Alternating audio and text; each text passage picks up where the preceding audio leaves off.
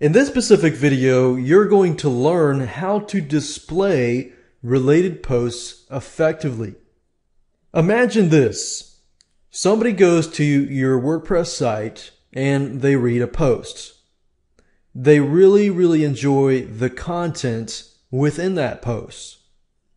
But they don't realize that you have a lot of other content that relates to that specific post. Now, in this example, you will definitely want to use this specific method so that you can help your visitors come to your site, read your posts, and find other related posts to that specific post.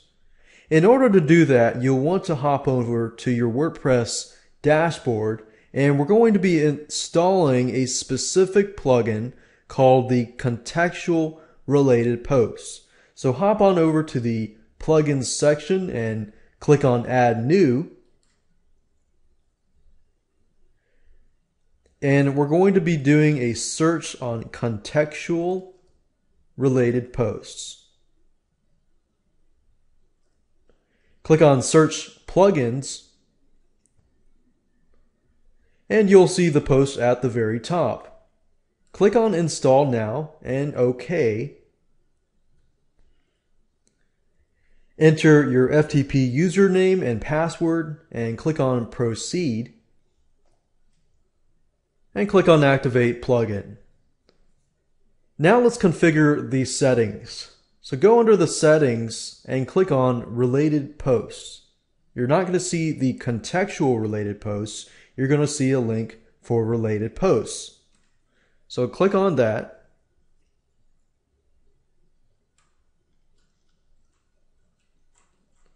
And as you can see, we've got three different tabs. We have General Options, Output Options, and Custom Styles. In this case, all we need to do is customize General and Output. For advanced users, you can use Custom Styles and include your CSS files. As you can see, we can change the number of related posts to display.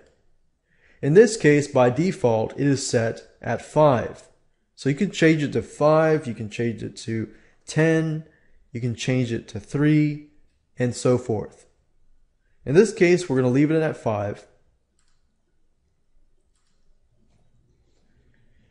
This option here allows you to change the post types. In this case, we're going to leave it as default, post page and attachment. And in this section, you can find related posts based on content as well as the title. So in other words, this plugin is going to search for related posts in relation to contents. If you only want related titles, then you'll want to uncheck this box. In this case, we're going to leave it checked. And this section here allows you to list all of the posts or pages that you do not want to include in the results. So you can include these IDs here. You can also exclude categories here. And in this case, you can add related posts to the post content on single posts.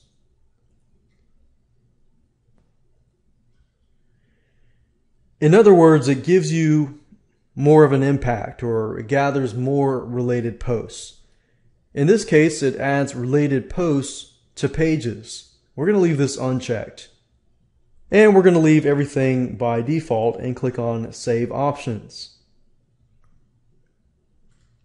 Now under Output Options, this gives you the ability to customize what people see on the live site. So for example, right now, after somebody reads a post, under your post, they're going to see the related posts. Now, what do you want that headline to be? Do you want it to be related posts, or do you want it to be something else? In this case, we're going to leave it as it is.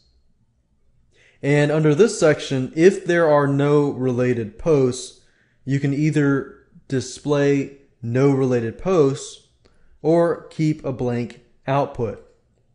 In this case, we don't want to really guide the user to think, okay, we don't really have related posts, because as time goes on, we could be adding related posts in the future. So if somebody were to come back to that post and then later on we do have a related post, we probably want to stay with blank output. Now, that's really up to you. You can test it out and see what works better.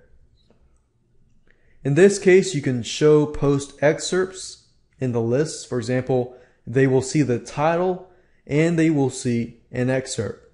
In this case, we're going to just keep it as the title and leave it unchecked. You can also enter the length of the excerpt if you choose the excerpt. You can customize the output in terms of how it looks like. In this case, we have unordered lists and list items. And this is for advanced users. And if you're familiar with HTML, you can change this around. However, in this case, it looks good just like it is, so we're going to leave it as it is. Under this section, Post Thumbnail Options, the location of the post thumbnail. In this case, we're going to use the Do Not Display Thumbnails and only the text. If you do have thumbnails, then you might want to display thumbnails for that specific post. You can change the maximum width and the maximum height in pixels for the thumbnail.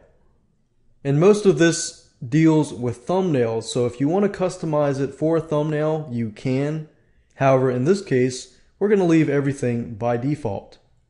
And click on Save Options, and that's it.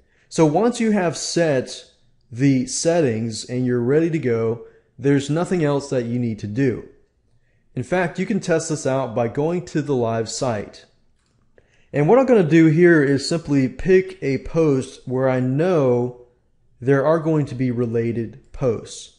So for example, Red Business Tees, I can see here the related posts are Blue Business Tees and Funny Tees.